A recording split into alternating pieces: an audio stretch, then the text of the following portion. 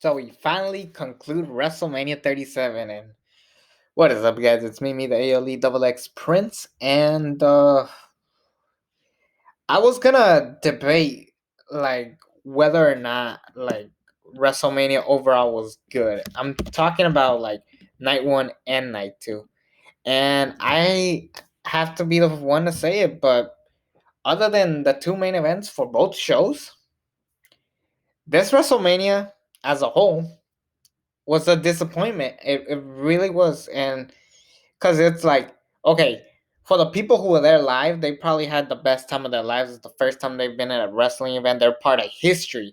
That is awesome for them. But trust me, if the pandemic never happened, if they built this up the exact same way with no pandemic, none of that stuff, this would go down as one of the worst WrestleManias of all time. It really would. And that is no fault to any of the talent. They did their best. It was just the writing, the story, and everything going into it. It was just very poorly done. And let's just start from the beginning. Uh, so I don't think there was a rain, anything. For the record, I watched this show after it came out, so I was out and about, which I immediately regret because it's cold as fuck outside. But anyways, I went out and anyways, I came back home and ended up watching the replay of WrestleMania. And so I will spoil three things. The twist at the Orton Fiend match, the result of Sheamus and Riddle, and Kevin Owens beating up Logan Paul. Those three things were spoiled to me prior to coming into the show, but fine, I'll watch the show. I saw the show and yeah, it starts with Randy Orton in the Fiend. First of all, the Fiend's entrance was fucking incredible. It was probably up there, like one of the better entrances. It was very interesting, the type of entrance. And the Fiend came back as like the proper Fiend. He wasn't this zombie, burned up, crisp version of the Fiend. He was like the classic Fiend. And hell, this match even had the red lights come back. Remember when the Fiend had to fight with bright red lights? Remember that? Well, that's back. And the match, honestly, the way it started, this would have been perfect if the Fiend squashed Randy Orton and then it ended there. What happens? Alexa Bliss, for no fucking reason, uh, turns on the Fiend. Randy Orton RKO's him 1, 2, 3, and then they're gone. Like that's it. That's the end of the match. And then the Fiend and Alexa Bliss are just staring at each other. The lights go out, and then they just disappear for no reason. And the crowd booed. You think the explosion at AEW Revolution was bad? This was even worse because at least that was a botch finish. This was meant to happen, and it was terrible. Fucking stupid ass booking. This was garbage. Honestly, if it was a simple squash match, I would have given it a no rating or honestly, I would have given it 5 stars. That's how awesome it would have been to see the Fiend just simply squash Randy Orton. That's all he had to do. But based on the way it was booked, it was horrible. And I get that Randy Orton needs to have some victories on his resume because Randy Orton has a shitty WrestleMania record. He needs a couple of wins, but this was not one of them. If anything, I always said at WrestleMania 35, he should have gone over against AJ Styles. There's no reason for AJ to win, really, that night. Yeah, there really wasn't. But yeah. Anyways, we get this match, and yeah, Randy Orton just wins out of nowhere. Where the hell does he go from here? Really, where the hell does he go from here? If he goes back to Edge, I swear to God, I'm gonna be pissed off. There's no reason for him to go back to Edge. The culmination should have been here at WrestleMania, and then continue the Fiend feud after WrestleMania. That's what I wish they'd done. But anyways, the lights go out, the crowd is booing, and then I thought to myself, I'm gonna give this like 2 stars. You know what? Fuck that. I'm gonna give this match a dud. The worst match on the show. People complain about that gauntlet match being terrible. This was even worse. This was worse than the WWE Championship picture at WrestleMania 33 because this made no fucking sense. This should have been the Fiend getting his moment once again. I mean, think about it. He went from squashing John Cena last year, ending his career, to getting squashed by Randy Orton after he already beat his ass. Like, get the fuck out of here. Fuck this match. Baszler and Jax defeated Nia Jax and Tamina Snuka. Does anyone really care? Like, it was there. Who I just kind of like fell asleep through the match. Baszler and Jax retain. Whoop-de doo. That means we get to keep the belts on her. Them. I said they should have had the Riot Squad win last night, and then have the Riot Squad come here and then beat Baszler and Jax, and they split up. And it would have been an awesome moment because at least everybody loves the Riot Squad. No one gives a fuck about Natalya and Tamina Snuka. Get the hell out of here. Kevin Owens defeated Sami Zayn in a pretty solid match. We could finally say they had a WrestleMania match one-on-one, finally. So this better not mean that we're getting it again. And based on how it ended, for starters, good match. These two guys have great chemistry. Even in 9 minutes, they carried it. It was honestly the best match up to this point. And Logan Paul, why was he there? Just because they needed someone. So he says, yeah, Sami Zayn, this ain't gonna work out. I'm gonna work with Kevin Owens, and Kevin Owens is like, yeah. What would have been a cool moment is if Logan Paul starts beating up Sami Zayn. No, have Kevin Owens get his victory. He stands tall. He walks away, and then Logan Paul beats the crap out of Sami Zayn, and then we do like a Macho Man Miss Elizabeth reunion from WrestleMania 7. Have Kevin Owens stun Logan Paul, picks up Sami Zayn, and now they're a tag team because they just gave us a good match. That would have been even cooler, but I don't know. It just felt unfinished, this segment. It was so sloppily done. And yeah, I didn't like it. Yeah, but Kevin Owens and Sami Zayn, the match alone was pretty good, honestly. I will admit that. Matt Riddle lost the United States Championship to Sheamus. And this was really funny because you would imagine people were going to boo Sheamus and people were going to cheer Matt Riddle. Nope, the roles switched. Because one, let's be honest, Matt Riddle, he's a talented wrestler. He's a very talented athlete. He is funny when he is giving right material. But the guy is a plain fucking asshole. Like, he's worse than Seth Rollins on Twitter. Like, he's thinking he's better than everybody. He's like trying to be a nice guy, but really he's just coming off as a piece of shit. Calling out guys like Brock Lesnar and Goldberg. It's like, dude, just shut up. Like, goddamn, this is why nobody likes you. And Sheamus has done some of the best work of his career ever. Like, his matches with McIntyre were top notch. People were praising him on the internet. And yeah, the man proved that he's yet again one of the best single stars out there, the most underrated single stars out there. Sheamus did pretty great. And isn't it awesome to see that the Bar, Sheamus, and Cesaro, two guys who went directionless, came together, form a great tag team, split up, kind of went nowhere again. And then now at WrestleMania 37, they both have back-to-back WrestleMania victories. That is awesome. I love that. Two guys who have been there for years get the redemption. And this is the best Sheamus has ever looked. This is the best Cesaro's ever looked. I wonder if on Twitter there's a picture of both of them hugging it out or taking a picture together. That would have been awesome to see. If it is on Twitter, I'll find it and probably even put it in the thumbnail. Because I'm happy for this. And it was a solid match. That was a cool bro kick. So Matt Riddle does like a Hurricanrana, and then Sheamus catches him with the bro kick midair, a backwards bro kick because the person was flipped and pass hits him like that. So that was awesome. Need to clean. Next match, Big E versus Apollo Crews in a Nigerian jump fight. Now, I was gonna be the one to say it, but this is the best built match going into the show, and the entrances were phenomenal. Not fantastic by any stretch of the mean, but it was pretty good. And I said, if Big E wins, then Apollo Crews should have won at Fastlane, has the IC belt for like 4 weeks or 3 weeks, whatever, and then Big E gets his big moment at WrestleMania. But because that didn't happen, I said to myself, Apollo has to win. Otherwise, what was the point of like doing it at Fastlane? And sure enough, Apollo wins in a match that started off pretty good. It reminded me of the Hell in a Cell in 2017 with the New Day and the Usos, where it should have been a super silly match, but it ended up working out to the best. And Yeah, it was actually doing pretty good with the candlestick shots, the table shot. It reminded me of the Belfast Brawl. If you guys remember that match from 24, WrestleMania 24, JBL and Finley. That's kind of what it reminded me of, like creative ways to beat the crap out of each other and different weapons than you normally see. They had like Nigerian drums, so that was they barely even use them. I kind of wish they just made it a street fight, honestly.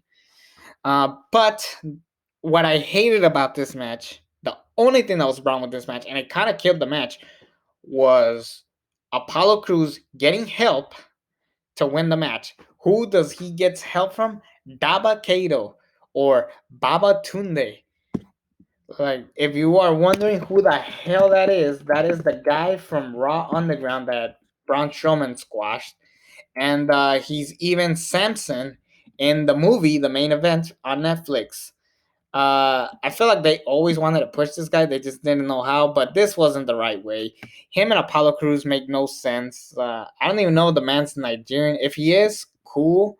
But if they were gonna do this, then Baba Tunde should have been.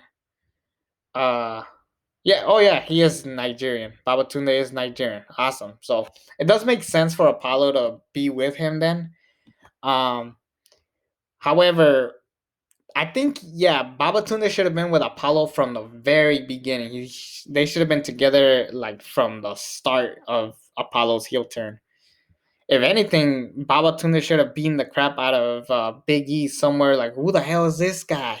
And then that's when Apollo Crews teams up with him, and then they should have came out together. That's what should have happened if they were gonna do this route. But anyways, I'm happy that Apollo Crews is your new IC champion. This is another guy who was kind of directionless, but he has admitted, like, I really didn't know who my character was. Now he found his character and he got his moment. With that said, I really felt like this was Big E's moment, but I'm excited for what Big E could do next. I bet money he's gonna. I wouldn't be shocked if Big E becomes Mr. Money in a Bank. Honestly, he deserves it. I think that would make sense. He would be a great Mr. Money in a Bank. Big E, hell yeah, let's go. And Apollo could use the IC belt now more than ever, and he could do a great job. He did a solid job as a U.S. champion. Let's see what he could do with the IC belt. Uh, but also, I kind of wish that he was part of Roman Reigns' tribe. I think they're just gonna keep that between Roman, Paul, and Jay, which is fine. I just thought this was the direction they were going. Next match. Asuka defeated. Oh no, my bad. Rhea Ripley defeated Asuka. My apologies. I wrote it wrong. Let me fix that right now. So yeah, Asuka defeated Rhea Ripley. It was a good match. Not a great match. Nothing to run home about. Honestly, Charlotte and Ripley had a better match last year, and that's with no crowd. But this one was okay too. The most memorable thing about this was the entrance. Side note, there was a part where Rhea Ripley has her entrance, they pause for a good like 5, 6, 10 minutes like before Oscar comes out. It was kind of like Triple H and Booker T when Triple H hits the pedigree and it took him forever to make the pinfall. That's basically what this was. Anyways, the match goes about fine. It was pretty good. Honestly, Asuka has done a dull job as a champion. Not that she was a bad choice to be the champion. She just was kind of not doing much really as the Raw Women's Champion. Honestly, she kept losing all the time, which is another big problem. But for the most part, I felt like the plan was supposed to be Charlotte and Asuka, but then they had to get last minute replacement with Rhea Ripley, so they gave her this. And yeah, now Rhea Ripley is your Raw Women's Champion, and I'm glad because I think Rhea Ripley can benefit from this because her NXT years were dead on. Like, and it's kind of her fault, honestly. She should have came straight to the main roster after WrestleMania because she is too good to be um on NXT, and even Triple H probably this is why they book her like, dude, you're way better than NXT. Go to the Raw and SmackDown. And Rhea Ripley ended up beating Asuka. Asuka is still like people complain about Sasha Banks not winning at WrestleMania. Asuka deserves a WrestleMania victory. Up to this point, I don't think she's ever won a match. Let's think about it. Let's see. She lost to Charlotte. She lost the Battle Royal. She lost the tag belts to Bliss and Cross, and she lost here with Rhea Ripley. At least you could say she fought for all three belts, Raw, SmackDown, and Tag Team. So that's cool for her. But Rhea Ripley, I'm intrigued with this. Now, this is the worst segment they could have done. They had a potential chance of making a big moment, but they blew it. So throughout the night, Hogan and Titus O'Neil are just talking, doing some backstage segments, and Bayley is constantly annoying them because she didn't have a WrestleMania match, and she's just complaining, she's being bitchy, rightfully so, because honestly, Bayley should have been the host, and they had a good story going into it. So when Titus O'Neil and Hulk Hogan come out, Bayley comes out, let me get my pyro. She gets her own little pyro. It was funny. And then the Bella twins of all people came out. I know they're Hall of Famers, but they were not the right call. It should have been somebody else. Maybe the man, Becky Lynch. Becky Lynch would have made more sense. That would have been the best way to bring back Becky Lynch back to the main roster. I heard she might retire, so maybe that's why they didn't bring her. But I'm going to hate this segment if the next night on Monday Night Raw, Becky Lynch returns. I'm going to be so fucking pissed because it was like, they should have brought her in here, and then she beats up Bayley, and Becky Lynch standing up there with Hulk Hogan and Titus O'Neil. That would have been an epic picture, but instead they gave it to the Bella twins because apparently they're coming back out of retirement, even though they didn't need to. Because they're Hall of Famers. Like, what's the point of being in the Hall of Fame if you're still wrestling? I find that ridiculous. But anyways, that was it. And then we move on to the main event. Holy shit, this was a good match. Now, they were trying to tell a bunch of different stories. They were trying to tell the story of Edge should have been in the main event along with Roman Reigns. They were putting the whole Roman can't do this without Jay and Paul. They were doing Daniel Bryan one more match. They were doing all different kinds of stories leading into this. And there really should have been Roman Reigns versus Edge or Roman Reigns versus Daniel Bryan. It really should have been one or the other. I'm glad we got the triple threat match we got, but it really should have been one or the other, especially knowing how this match ends. It ends with Roman Reigns pinning Edge and Danny Bryan. He beats the crap out of both of them after all the craziness that Edge and Bryan have done to Jey Uso. He loses it. He puts the concerto on Edge, concerto on Bryan, and then he just puts both of them together, pins them 1, 2, 3. Roman Reigns is still your Universal Champion, and it really should have been Roman versus one or the other. This was so stupid. Not the match. The match was good. Honestly, thank God you have three of the best wrestlers of all time right here in this picture alone. But yeah, because here's the thing. It's a good match. It's a great match. But no one's going to remember this match 5-10 years from now. No one's ever going to go, oh, remember when Roman Reigns fought Edge and Daniel Bryan? No. Like, imagine, I've suggested that they should have done Roman versus Bryan, title versus career, and then years from now it's like, damn, remember when Roman Reigns retired Daniel Bryan in that epic classic? Or you could have Edge come out and be like, oh, remember when Edge? Like, it should have just been one or the other. It really should have. Not to say that this match was bad. This match did its job great. However, the match and the moment don't mesh well. It really doesn't. But thank God that all three men are seasonal veterans. They know the WWE style that they want, and they did a great job with the work that they could have. Yeah, that's all I gotta say. Thank goodness for that. It was a good main event. It's a great main event. Definitely worth watching maybe once or twice more. Belair and Banks is not as good as this match, but I know deep down I'm gonna go back and watch Sasha Banks and Belair because it was a good match, a solid story, and the right person went over, and it was an epic moment. I know deep down I'm gonna watch that one more than I am gonna watch this one because I love more moments than matches, and that's just me. That's my style of enjoyment. So not to discredit any of these guys, it was really hard to tell a story with all three of these men involved because, to be honest, Edge and Bryan have no reason to be interacting with each other unless they were gonna have a one-on-one match. I don't know. It's just me. But yeah, I'd go back and watch this match. I'd go back and watch the main event of the other one.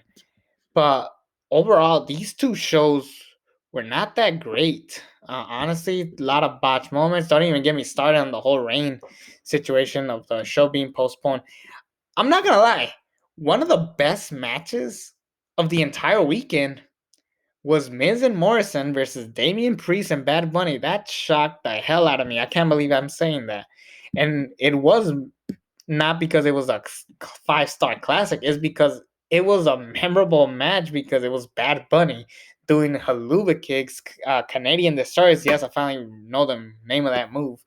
And it was more moments to be proud of to watch in that match. So, yeah, not to discredit the talent, I think they had good matches in both shows, but it just didn't feel like WrestleMania. And don't even get me started.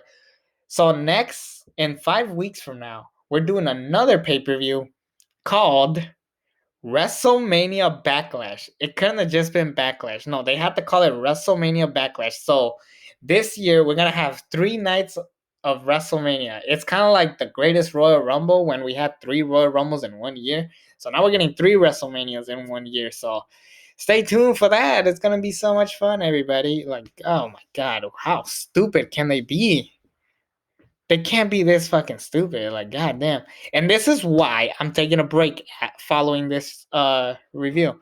Yes, I am announcing it right now. I will be taking a 1 week off.